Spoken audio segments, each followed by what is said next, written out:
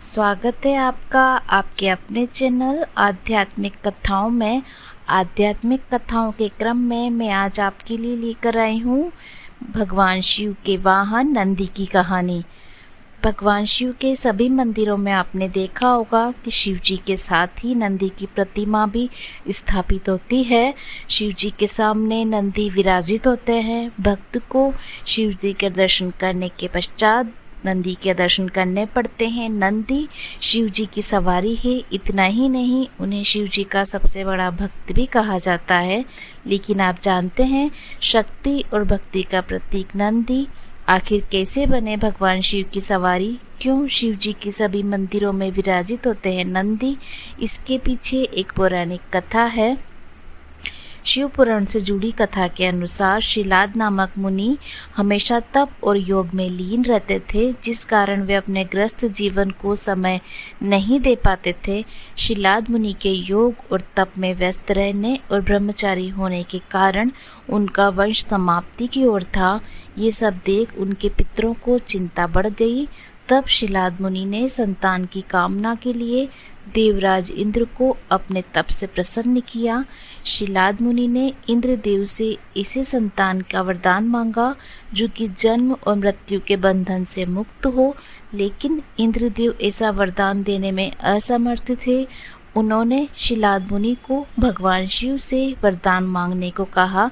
शिलाद मुनि ने फिर कठोर तपस्या की और भगवान शिव को प्रसन्न किया। शिलाद मुनि की तपस्या से प्रसन्न होकर शिव जी ने उनके स्वयं पुत्र के रूप में प्रकट होने का वरदान दिया। शिव जी नंदी के रूप में प्रकट हुए। इसके बाद शिव जी ने माता पार्वती की सम्मति से संपूर्ण गणों और वेदों के समक्ष गणों के अधिपति के रूप में नंदी का अभिषेक करवाया। इस तरह नंदी नंदीश्वर बन गए। शिव जी के वरदान से नंदी जन्म के बाद मृत्यु से मुक्त और अजर अमर हो गए। शिव जी ने नंदी को यह भी वरदान दिया कि उनका निवास जहाँ होगा वहीं नंदी का भी निवास होगा। इसलिए शिव जी के साथ सभी मंदिरों या शिवालयों में नंदी की स्थापना की जाती है। शिव जी और नंदी से जुड़ी एक अन्य कथा के अनुसार समुद्र मंथन के समय हलाहल विष निकला था।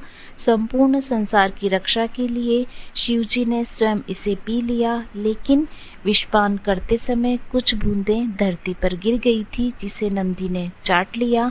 नंदी का ये प्रेम और समर्पण देख भगवान शिव प्रसन्न हुए और उन्होंने नंदी को अपने सबसे बड़े भक्त की उपाधि दी। इस तरह नंदी भगवान शिव की सवारी के साथ उनके सबसे बड़े भक्त भी कहलाए।